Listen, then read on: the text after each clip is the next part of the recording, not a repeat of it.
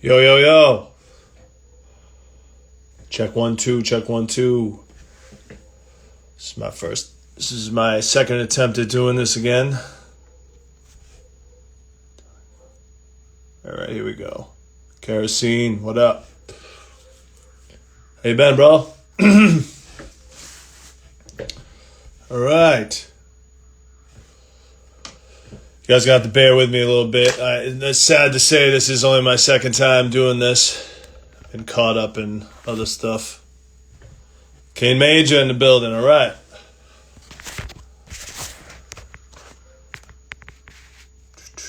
Let's see if I can do something here.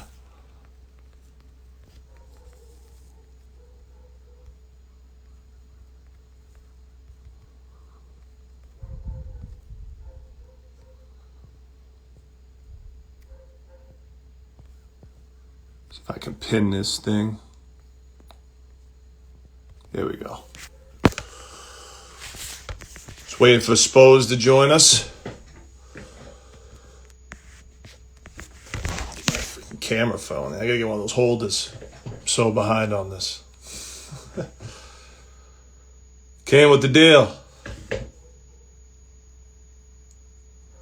Yeah? Good to hear.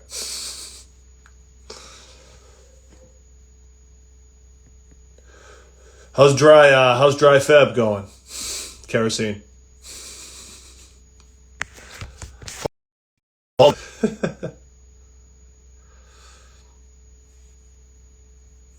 Hey, problematic. It's Leeds. Boston Cannabis, what up? Don't smoke anymore, but did my fair share for a long time. Wow. Samurai, Billy Bob Thornton in Fargo season 1. He got an Oscar, a Golden Globe nomination. I'll take that.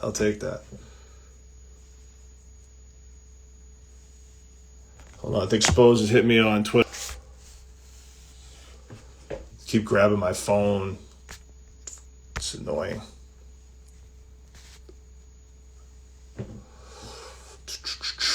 Got some more people coming in. IE Slappers, what's good?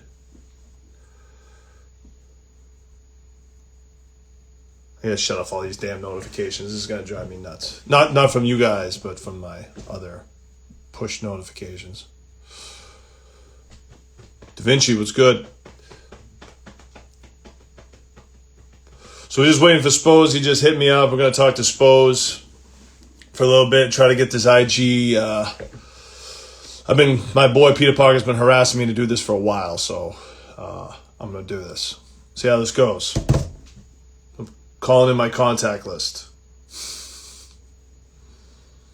But thank you for joining us.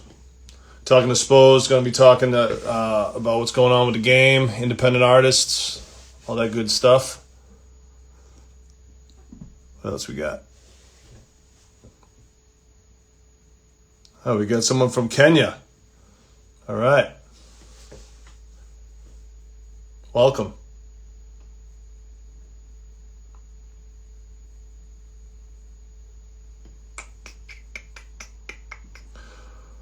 Kane, thanks for checking in at work. The LJ joints sound crazy. I was going to email you back. I listened to him the other night.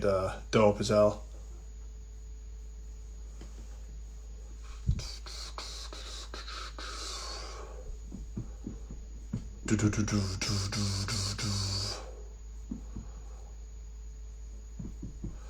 Like I said, for those who just joined us, we're waiting on Spose to check in. Matty Socks, what up? 508 in the building. I remember Mass was all 508.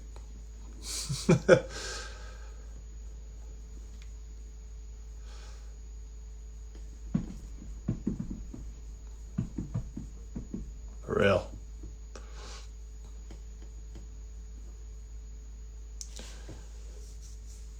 I think we got Spose joining in here. I don't know. He's got I gotta invite you to.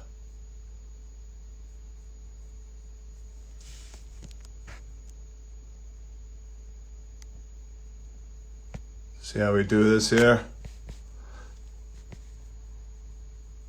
Yo, Spose, I think you gotta like ask. Forgive me, Spose. I'm new to this. I think you gotta ask to like join the conversation or something. You gotta like do something. Forgive me. Like you gotta like ask to join in or something. I tried, huh?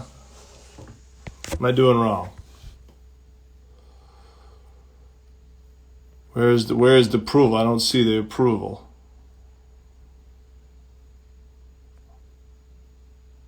Oh, okay, hold on. See if I can figure this out. Think I got it. There we go, man. There he is. Great to see you, Leeds. Spose, what's good? Chilling, man. How's everything with you?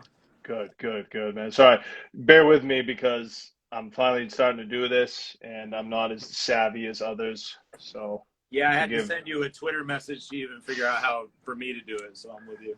You're on Twitter pretty good. I notice you're one of the few that really communicate with me that way just these days. Most Yeah, I people, vent. I like Twitter because there's no like every post doesn't have to be good. You can just say anything on Twitter and it just moves on down the river. So I've suggested that to a lot of artists that they should get on Twitter for just that reason, because yeah, not they be everything's posting like radical. that on their regular socials. Yeah, exactly. You know, I don't know. It's like Twitter.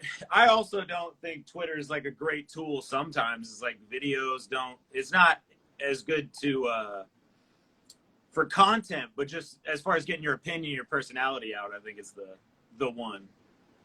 Yeah, we need everybody's opinion, more of it, right? Yeah, I can't get enough. I just love everybody else's. That's why I post, because I really care about everybody else's opinion. I want to hear it. Definitely. Well, for those who don't join, for those who are just checking in, you are live with myself, Leeds Edutainment, and my boy here, Spose, hip hop, one of New England's finest hip hop artists. Actually, you are more of an alternative artist these days, I would have to say. I like that you labeled me as that. Yeah, thanks. Well, I mean, what else would I label it nowadays with what you're doing? You know, when we first met, I mean, first show we did was. Do you remember the year? Oh yeah, it was 2008. Yeah. And I was going to college in Boston, and so I forget how I even connected with you to do the first show, maybe MySpace or something, but it was at the Western Front. I remember that. On like maybe a Thursday night. Thursday, yeah. Yeah, and I mean, I'll never forget, man. I met this kid early adopted that day. Yeah. I met a bunch of other MCs, and it was a big moment for me, man, honestly, because I was like, I had only really ever rapped in Maine, you know, up until that show. So yeah, that was, you know, and I'm rapping over like my beats on a iPod. I didn't have a DJ, and you know, it was way back, man, and definitely come a long way since then. Yeah, I would definitely say. What school? I didn't know you went to school in Boston. Where were you going to school? Yeah, I went to Suffolk. And lawyer? What'd you say? You gotta be a lawyer? I don't know why. I literally went to Suffolk because I wanted to be in Boston. You know, it was like I was at UNH, and I really just should have fucking stayed at UNH. UNH is amazing. And I just got too drunk. I was getting too drunk, too high all the time, not going to class. And so I was like, oh, let me go to Boston where there's more drugs and more, you know, and so that was stupid 19-year-old shit, you know. And so I went to Suffolk to be a graphic designer. Actually, it was what I was going to do. And so I was walking through the Common from the North End out to, you know, the design school, which is like Arlington or something, the stop. Yep. And I met a kid there, Greg Fry, who was making beats as Gray Leaf, and he was making beats. And so he was kind of the first person I met in Boston to make beats with, and he produced a lot of my first album there. You know, so my first album, a big part of that was being in Boston. You know, where did you record it? I recorded. I didn't know a single Berkeley student. I didn't know a studio. I didn't know anybody. So I was recording it in, you know, a bedroom of this dude out in Alston. You know, I was taking the Downeaster from North Station up to Portland, Maine to record with this guy Jim Brown, who was recording me up here in a, you know, little in his apartment. You know, I didn't know anybody, you know, and so it was I was never in any big studios down there at all until after I like signed a deal, you know, with a major label, and then they were like, "Oh, we have so and so's in Boston. You should, you know." And so yeah, but really just your typical, you know, coming up trying to start rapping, you know, led me to that show that I played with you. And then it's funny. Oh, you can finish. Go ahead. No, I have go a ahead. bad habit of cutting people off. Me too. Yeah. But I was saying, I remember that show. I had to work the door. I used to have to promote and work the door at my own event. So the Western Front, for those that don't know, the Western Front was a split 2-floor venue. So if you were on the first floor, you couldn't see the show. And you had to walk up these terrible stairs. You know, God forbid you had any band equipment. It was a pain in the butt. But I remember that show. I remember your performance because I could hear it through the floor. But the sound guy that was working that night went out of his way to come down and tell me, you know, how good your performance was and how good you were. And that was unheard of at the Western Front on a Thursday night. I'll tell you that much. Yeah, that was not especially a common... at a rap show. Sound guys hate rap shows. Oh, anyway, he hated so it. To get props from the sound guy, man. Yeah, he came down. He was like, "Yo, that kid's really good," and like I was like, "Word." Great. We didn't do any shows for a while, and then all of a sudden, you're signed to a major record deal. You got this crazy single, and now I got national booking agents being like, "Yo, you got to book Spose," and I was like, "This was like mind blowing to me how fast this happened." And that's a great. For those that don't know, you know, because it's been a while since, you know, I'm Awesome came out. That was a song you made. Like what? Just to recap, like, what's the story behind that song, and then how did it get discovered?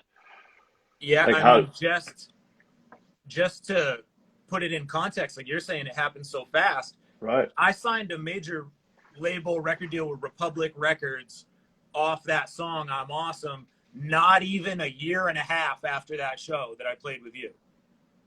So this is a very fast turn of events. I mean, everything happened. I was maybe 22. I think I was 22 at the time when we played that show. And by the time I signed the deal, I wasn't even 24 yet, you know, and I'm sure we've all heard like record label horror stories and how they don't, you know, develop talent and how they're looking for singles. And, you know, and I'm like a textbook example of that. So I ended up basically, you know, we already explained that first show I played with you. I mean, I'm living in apartments in Allston, splitting rent with people, trying to go to college, trying to start a rap career, you know, trying to play my first show. So I don't even have like the real stage presence and the understanding of how to work the crowd and I don't even know musicians. I don't even know like musicians who could back me up yet, you know, really for my full vision for what Spose would become. And so I signed a record deal very immature, you know, in the game. You know, I was very early in the game. I'd never been on tour. You know, I maybe had played, I don't know, 20, 30 shows at that point. It really wasn't much, you know, experience under my belt. And so, yeah, I mean, basically I'm Awesome became popular in a way that I think people kind of neglect because of the internet. I'm Awesome became popular because of the radio. Because when I was living down in Allston, must have been like the same week I played that show with you at the Western Front. I mailed CDs to Jammin' 94.5, and I mailed them to Emerson College Radio, you know, because I printed them through disc makers, and I didn't know anybody. So I'm just not cold emailing, cold mailing. Like you go into the Allston post office on Harvard Ave, you know, I'm mailing these to, you know, like I said, Jammin' 94.5, Emerson College, and then all the radio stations back in Maine, you know, WRED, you know, which was DJ John and Lee LaRue and all these dudes, and shout out my man Jay Karen, and I mailed it to WCYY, the rock station, which I grew up listening to. Right. And nobody hit me back except WCYY, and they were like, "Hey, we're going to play one of the songs." And so they did, and I ended up doing an interview with one of the DJs there, and kind of developed a little relationship just as far as like I can email this guy. He knows who I am. Yeah.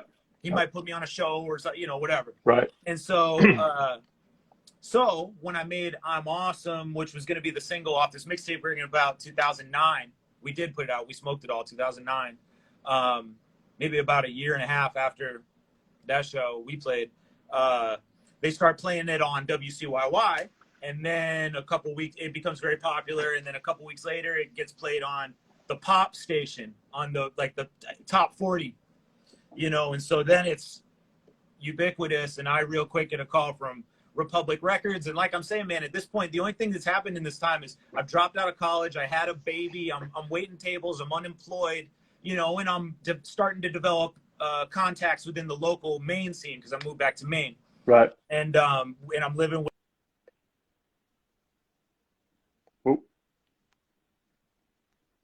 And that's when I signed the deal. And so I was super broke. You know, I was just super broke. I was, like I said, I was on unemployment, and I just remember getting the $35 overdraft fees all the time, you know. And so I took the deal for like $35,000. Like it was like, which sounded great to me at the time, but little did I know if I just say no, they immediately come back with 100,000. And if I just say no, they immediately come back with, you know, whatever you want. So, you know, I was just young and naive, and signed the deal. I end up getting dropped about 11 months later after flying to LA and producing songs, and with all the, you know, getting in with all these producers and with Mike Karen at Atlantic and all these people trying to make the big hits second single. You know, and I don't make it, and basically I get dropped, and so I become independent. And I think that's around the time I started playing shows with you. Yeah, and we dropped. Was it Happy Medium, the independent album?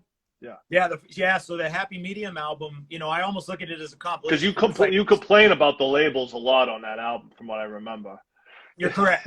Yeah, I mean, it was like the songs they didn't own. Yeah, they did. Yeah. I never sent them. I was like, all right, I can put those out, and here's a bunch of songs like fuck you guys, you know. And so, but no, man. I mean, I appreciate the label deal because it gave me enough money to kind of start my business for real. Because I don't know if I ever would have had the even, I don't know, $1,500 it takes to get a MacBook. You know, if it wasn't for that deal, you know, I might have, you know, I just might not have ever had the equipment to get a leg up. So I look at it as like a small business loan almost from the label. And also like I went to college for the music industry in that 11 months. You know? Like I learned a lot. And so, you know, I don't look at it negatively now. I don't look at it. I think it was a crash course in how to do it. And I've been doing it ever since, just on my own. Yeah.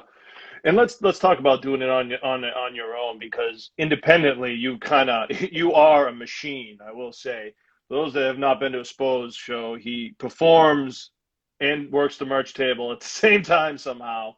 And you know, I see a lot of artists that sell merch and stuff like that, but don't give it the attention like you. You know what I mean? You kind of like, you really connect with the fans, and you really go out of your way to make that experience as good. But let's talk about how important that is for especially independent artists and in everything you're doing. Yeah, I mean, that's it, man. I think as an artist, you got to consider that if you have someone's attention enough that they are made their schedule around coming to see you.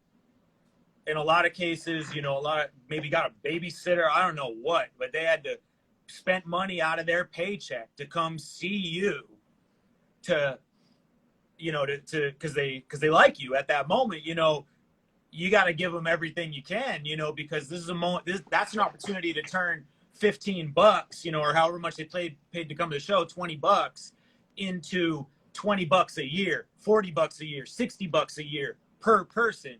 Because they came through and you gave them more than they expected. Like, I don't ever want you know, like there's stereotypes of a rap concert or a rap show, especially any show, you know, especially you're rap. gonna have to sit through 10 opening acts. Yeah.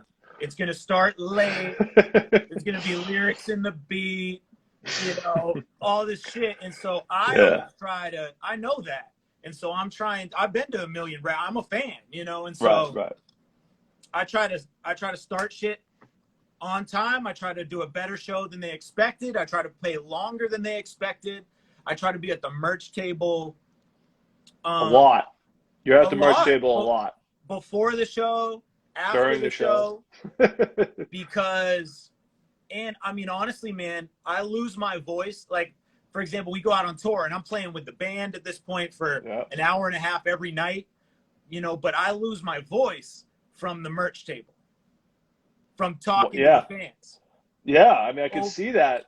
And let's talk about what you do for merch, because you've got a pretty eclectic mix of merch that you sell. It's not just CDs and shirts. I mean, you've got mugs. What else do you got? Man, I've done books. I've done Christmas You've done an app, ornaments. haven't you? Haven't you created an app? Yeah, I made an app. Video game? Yeah, I made a whole mobile game. But that's the same, man. I mean, I guess the overarching lesson of all that for me is that no one, like, there's so many people putting out music every day, Right. Especially now, even more than when I started out. There's just so many people putting out music and content and merch and asking for your money. It's like, you really got to separate yourself and try to stand out, and you just got to, and also, like, you know, at the end of the day, I really want them to like my music, you know, is the goal. But you really got to find a way to make people give a fuck about your music at all. You know? And so I'm always trying to do stuff. Like, I always tell people, like, making good music isn't enough. It's just not enough. You know, it's like, you got to do something that you got to go extra curricular with your thinking, you know, outside the box, to think of how I could get someone's attention in the river of social media, you know? And so, yeah, I've done, with almost every album I've put out or big project I really want to draw attention to, I've tried to do some other thing to tie in with it. Like, I did a children's book. Yeah, that's the children's book. That's what we're talking about. The merch game is crazy. The variety is. Yeah, You've really pushed the boundaries of what an artist can really put their name on and get, you know, sell. It's pretty impressive. Yeah, thanks, man. And I think for me, it's like, do you sell all of that? I mean, does it all go? I don't have all right, good. So there's it. I didn't know if there was like a room in your house that's full of stuff that just didn't work.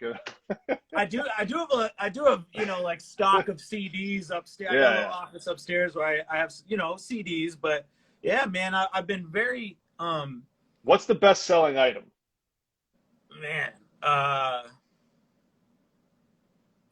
well, I mean, it's probably shirts. You know, it's probably shirts. You know, but at the end of the day, I mean, you know, this crazy thing, I got one right here. I sold, with that album I put on, I made an app for, I sold cross stitches. This is like hand It's like stitch. grandmother's work right there. Exactly. So I grew up in like grandmother. I hired a lady from like North Berwick, Maine, to stitch these for me. You know, and I sold them for like $35, $40 or something a pop. And I only have two of them, you know? Support local artists. I mean, the person that made it. Yeah. as well. Ashley. Shout out to Ashley. That's like an old style thing. Like I said, I grew up. My grandmother and aunts had that type of stuff.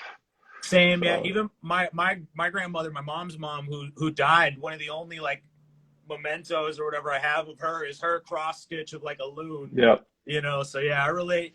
But yeah, man, I'm just like, I know people don't have time for people's art, and you got to get their attention, you know, A.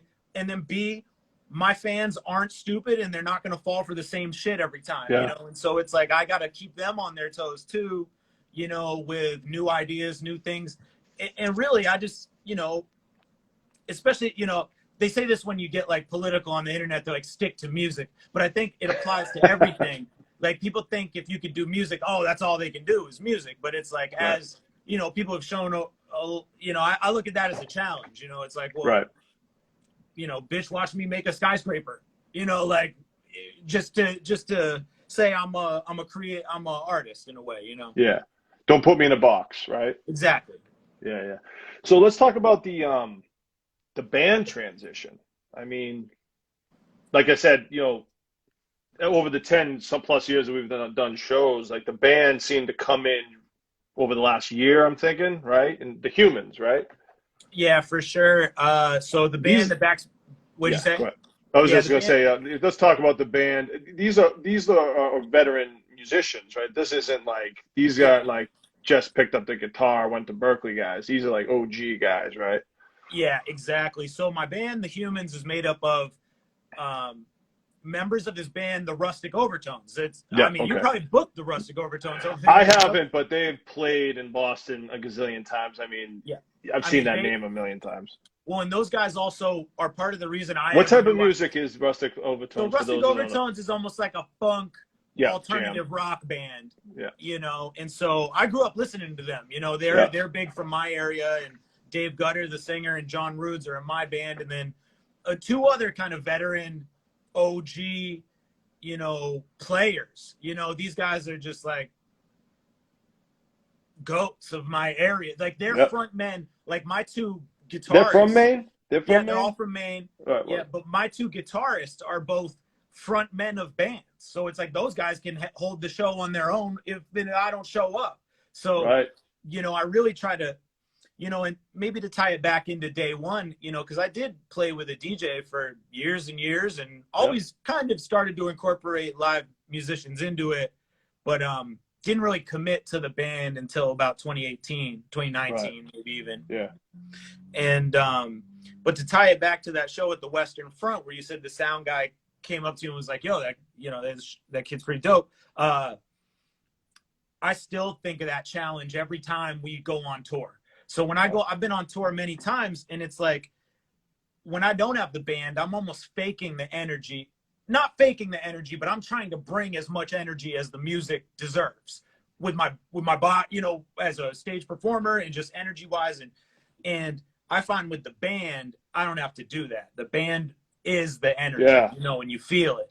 And Yeah, so, they're really good, man. That was a really powerful performance. I mean, the solos, and you're right. Like when you stepped away, like these guys are going, man. And let's talk about what the sound that you're doing with the band. Like, is it pop punk? Is it punkish? What do you? I feel like the last so single I heard was kind of pop punkish. Correct me yeah, if I'm so wrong. I'd say overall we're like an alternative rock band is like the overall That's a answer. broad title these days.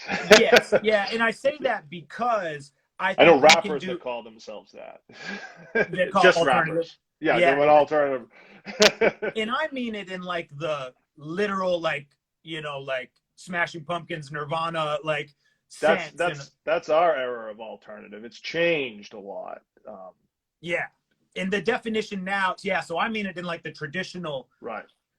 use of the word, Yeah. but yeah, I think I really think as a band we can do anything. We could do any genre. We've got joints on this, so I'm about to put out an album that's basically half the band and half rap. Like, because I still love to rap. I still love What do you music. mean half the band? Do you mean like you're singing, or is it just So I'm solos? trying to rap. I'm not a great singer, and I don't want to fake. It's really not like for example, like Machine Gun Kelly. He's really found a lot of Right. success with the going pop punk, and I can't. And I saw people hating on his voice. It's like, bro, then you don't want to hear my voice then.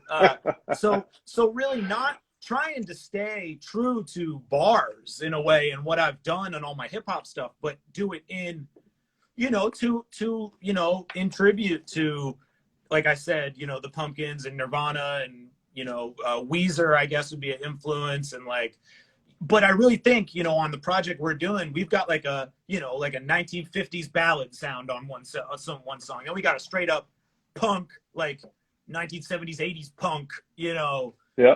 song, and then, and so I really think we can do anything. So it's, I don't even want to put our band in a box, Yeah. really. No. So No. Well, alternative is a good place not to be in a box these days. So that yes, title, that genre. It's Let's talk about the working with the band. Do you find that more challenging now that you have to deal with the more personalities? Because I can tell you that's always been a challenge from my eyes. The more people is there an understanding there? Is there good chemistry?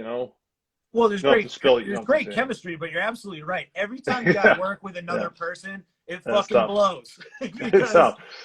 they got so Yeah. many opinions and thoughts. It's like I'm trying to Yeah. just do a dictatorship here, and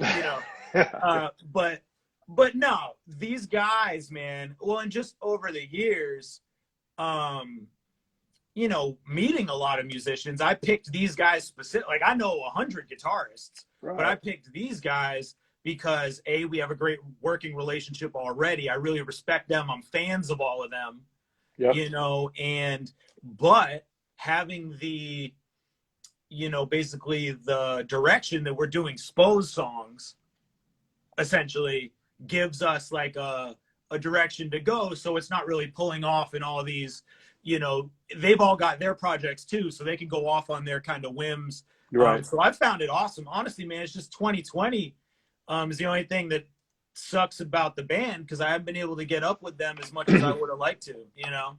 Are you not recording? You guys not getting together at all because of the COVID? We have. I mean, we played a couple like on virtual shows, and you know, we played at the drive-in in Maine a couple times, and you know, we've recorded a lot of the recordings have been by me kind of doing it one musician at a time. Like I'll get the bass and then I'll go get the drums and then he'll send me the guitar. But we have got in the studio, for example, that song Self-Help, the real punk rock joint we put out, that we did cut all on the floor in the studio together in October. And that fucking rocked, man. I just love that because we had actually tracked it as like I said, like, oh, let me get the guitar, you email me the bass, you know, I'm arranging it. But, you know, because I like producing that stuff too. But when we have the opportunity to record it as a band, I'd much rather do that shit. Yeah, it feels like as soon as you guys kind of got the band going, you're doing live shows, COVID hit right soon after, right? Yeah, we were able to do. We did our last show in September, I believe, right? I think it was like September. Yeah, I think you're right. Yeah, so, man, it's all. So I want to say COVID hit pretty soon after. Yeah, maybe I'm wrong. Yeah, I don't know. So we played September, and then obviously I play like a big Christmas show in Maine, and I think that was my last two shows. Yeah.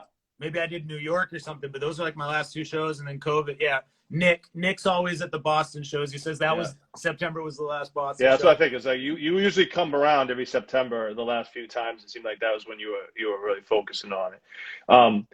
How has COVID affected you as an artist? Is it like been a big dent on you financially, as well as, you know, not being able to play shows? I would imagine, you know, that's tough on you. Yeah, I mean, I definitely am losing money that I would be getting playing shows and would be getting selling merch. You know, I mean, you know. Yeah, do you find that you sell most of your merch at shows, or is it a good balance between online sales or at shows? Is there a big gap there? I definitely sell some online, you know, but I do way more in person, tons more. And also that's a little by design. Like mailing all that shit out sucks. Even if you have someone else do it, you got to cut them the check. It's like, it doesn't feel like you're making money sometimes. And like, but yeah, this year, obviously I've done a lot more online than normal, but, or this past year, but yeah, no, I think, for me overall, COVID definitely sucked. I was about to head out on tour when it hit with, Chris Webby. I was about to head out on a tour with him. Oh, dope. He does way bigger numbers than me. So I was really excited for the opportunity to rap for his fans and yeah, that would have been a great tour. I was stoked to do it. I'm sure you probably know Chris Fury, and he, you know, said you know, Fury, and you know, legend.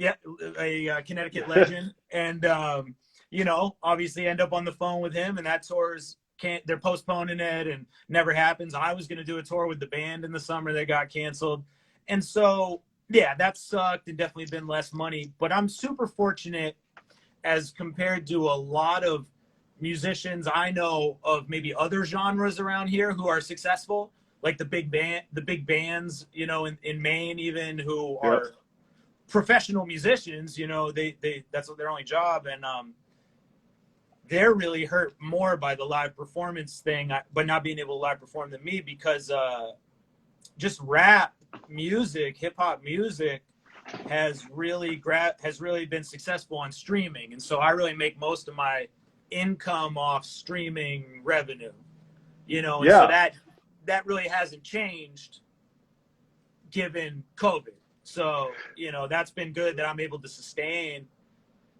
I do miss, like, I do miss seeing people and like the ego boost of the show.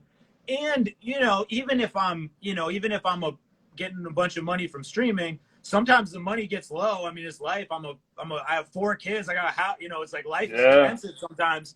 And so in a normal year when I'd be like, funds are getting low. Let me go play Boston, Burlington, New York, Bangor, and I'm straight for a couple months, you know?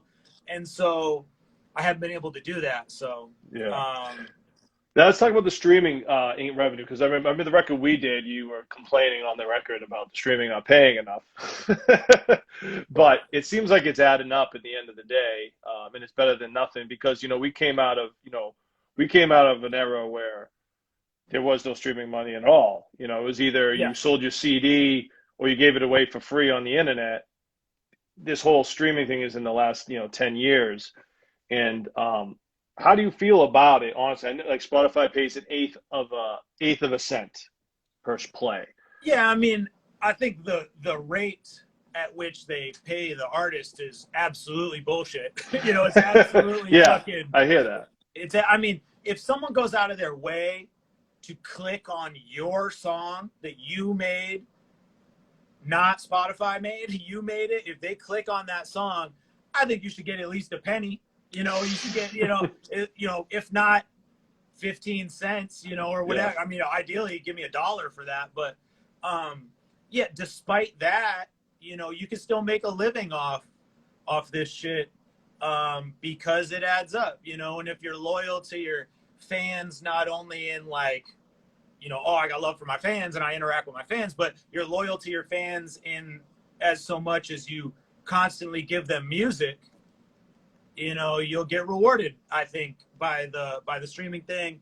I think, obviously they should pay more, but I think most of the people complaining about streaming are people who don't make enough off streaming for it to matter, really. But I love to see it. There's a lot of young artists around here in Maine coming up right now, and there never were in my 10 years before now. And now there's some kids I know who are doing almost exclusively music or getting a decent paycheck off music, off streaming. For example, this kid Ben's Been Dead is a singer, but he can rap, he can produce, and he's getting paid off streaming. And my buddy Jay Spin is coming up getting money off streaming. And so, that's really how you make the transition to being a full-time musician, is just little by little. A couple $100 extra bucks a week than what you're normally getting allows you to buy merch and sell the merch, allows you to print the album, allows you to buy a beat you couldn't afford, And so I think, that's great. And honestly. Yeah, I mean, I think it all adds up, in the discovery aspect. I mean, you got to be where people are listening to music, even if it doesn't pay well, you still got to be there. I always tell people that because I see so many artists that are like, can only get my album on Bandcamp. And I'm just like, you want I your don't shit know, everywhere. man. Like, I get it. You want to make some money, but I think you're missing out on being discovered and making new fans that way. And not to hate on Bandcamp, because I mean, I love getting the little PayPal. Someone just paid you $15. Got one today, actually. Got one for $2. I love that. But no, you want your shit everywhere, because if someone's like, what if someone's like, oh, they hear your song or they're intrigued about you and they go on TikTok and they search for you on TikTok. If you're not on there, they might never find you. If they choose Spotify and they search for you and you're on there, they'll never. If they look for you on Bandcamp and you're not on there, they might never find you. So it's like, be everywhere. And it's hard to keep up with everything, right? Do you have a TikTok too? Yes, I have a TikTok-Leedz. I'm probably the oldest person on TikTok. Do you have one? No. I haven't done it yet. I'm not an artist, though. I do got to vouch for it real quick, though, because I only joined it because this chick who's really popular on TikTok mentioned me in a thing. I think you posted about that recently, right? Yeah, and she said about "I'm awesome," like it was her favorite song or something. Exactly, yeah. I saw that. Yeah, I saw that. Dixie D'Amelio, who I did not know who she was previous to this, but now I'm a huge fan. Yeah, I bet. And but she got me, that's kind of what sparked me getting on TikTok. and what I found is shout out to Ray Cheplick. I see your comment there, Ray. The King of TikTok. What I found on TikTok is people. Hang on, let me put it like this: on Facebook, on Twitter, well, on Facebook, on Instagram, the only way someone's ever going to find you is one of two ways. They either follow you and they see your post, or you pay for an ad. Right. And they see that. Yep. On TikTok, and only on TikTok, do you randomly show up in people who've never heard of you, never thought about you, never wanted you. You show up right in front of them, playing. And so that, and the algorithm will just toss you out there like, oh, this video here. It'll be the randomest one. What are you making for videos on that? So I'm in Leeds. This is my big flaw. I'm like I'm a purist, and I won't do anything if I see everybody doing it. You know, so one of those. I'm a dick. I'm just a snob. And so on it, I've been seeing people who will do I've just been like rapping over beats, basically like putting verses out, you know, which I think like live? You're doing like live things? Well, I'll see. Or you lip syncing and dancing. Are you lip syncing and dancing? So I'm not lip syncing and dancing yet. that I need see to me do it. Cancel me, cut me out. You know, and it's over. It's over. That's when you know it's over. But no, yeah. So what I found is it's actually great for like musicians. Like if you're a great keyboardist. Right. Say you don't even write songs, like you're not even out playing live. But you're one of those dudes who's just, you know, killing it. On TikTok, there's a market for that. It can show up in every who doesn't love seeing somebody crush it for 15 seconds? And then there's this feature called duet, doing a duet, where you can either sing over it or rap over it or whatever. And so that's what I've been doing, is just rapping over people's beats. Yeah. Rapping over people playing instruments, and I haven't done any dances. I don't have the ass. I don't have enough ass. Have anybody done dances to other people done dances to your songs? Well, so the other thing I've noticed is, like, I'm Awesome, for example, when that girl posted it, right, it became a popular sound to use.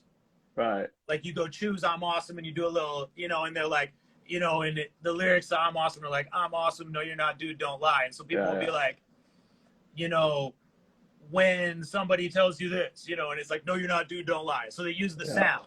And so what I discovered is like, oh, you want to make sure the most like TikTokable part of your song is available on TikTok.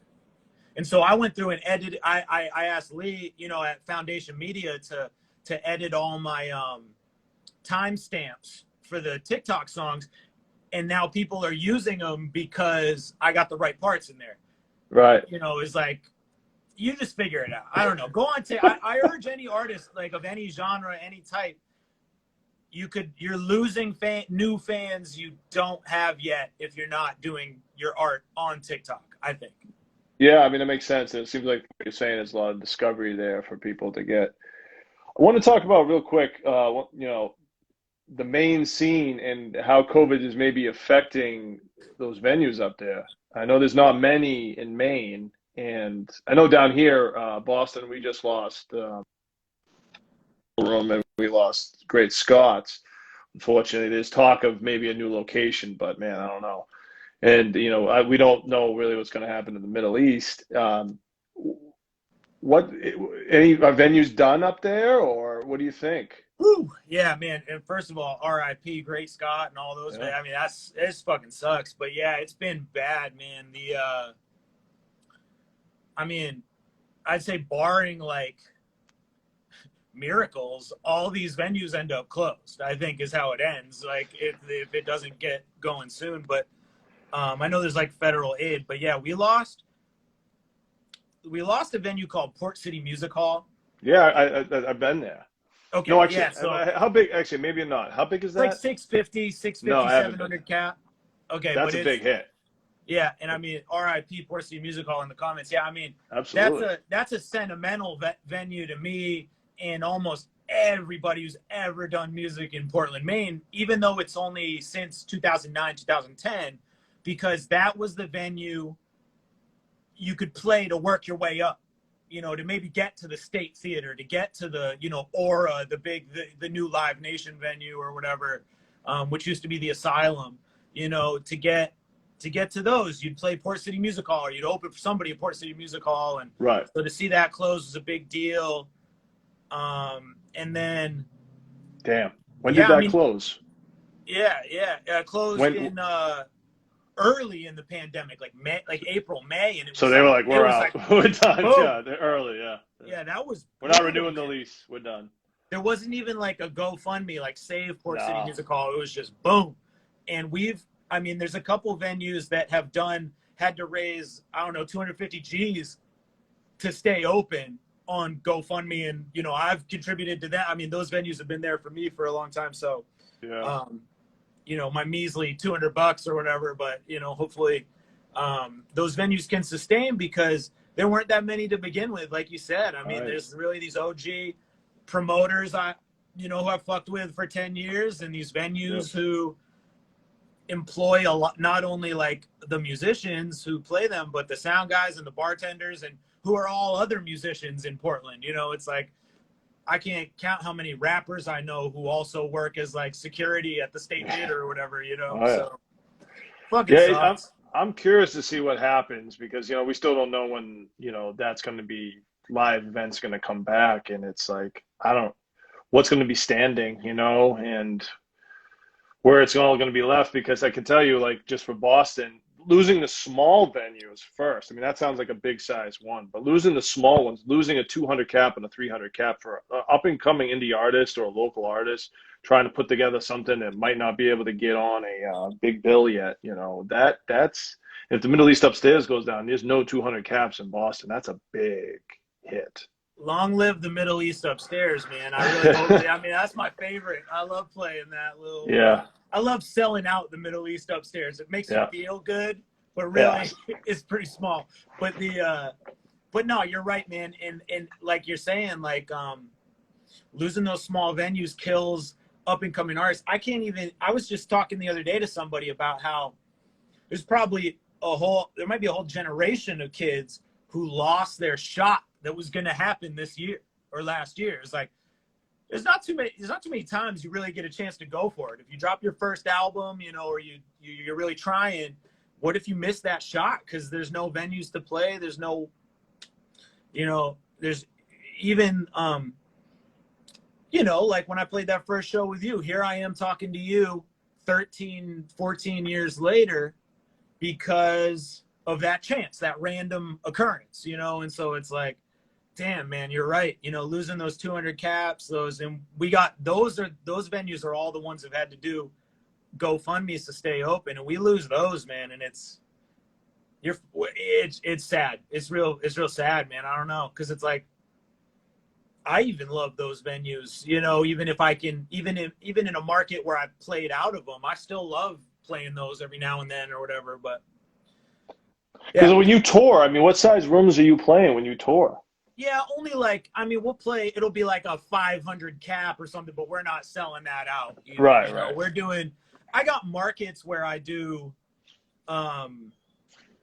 really well, like, but even really well for me is like selling out at 350, in those markets. So, but it's like, go ahead.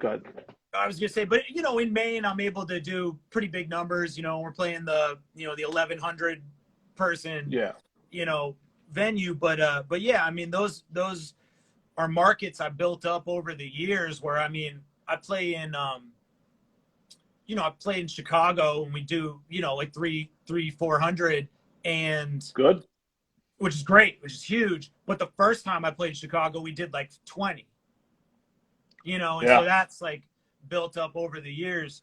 Well, you've done a good job of kind of like, because I remember like when I'm Awesome was big, you played some big shows, and then it kind of, when that label deal was done, you kind of, the attendance kind of went down, but you brought it right back up, and you've kind of been just like a steady eddy through your career. And as a promoter, I love that because it's just like I know what I'm going to get with Spose. He's realistic about his stuff, his audience, and what it is. The money's always easy, and it's just like it's what you want. You know what I mean? And it's like you don't really put a big expectation. You've never really kind of put a big expectation on yourself. You're a pretty humble guy, and I think that's very key. Key to working relationships. You know? Did I lose you? I think we lost you. Uh-oh. Right when I was giving him a compliment, I lost him. You there? Spizzy Spose, we have lost you. And is it my phone? I hope not.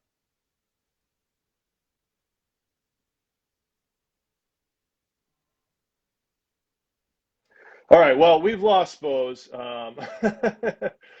But we're going to wrap this up. His phone has died. I'm going to shout out everybody. Oh, Clancy is in the building. No, I am not your uncle. Shout out Justin Clancy. I'm going to shout out for Spose. I'm glad I got to say that nice stuff about him. Independent artist, please pay attention to his blueprint. He is doing it right, you know. Let's see here. What else we got in the building? Cody Pope, what up? Sorry I wasn't able to read everything here. Someone said Live Nation will ruin them all. No comment. Word. Well, guys, thank you for everybody who chimed in. Like, this is my second Instagram Live. Shout out Peter Parker for making me do this. I hope to do more of this with some of my industry friends or music business friends or friends in general. But thanks for joining. My name is Leedz Edutainment. I'll see you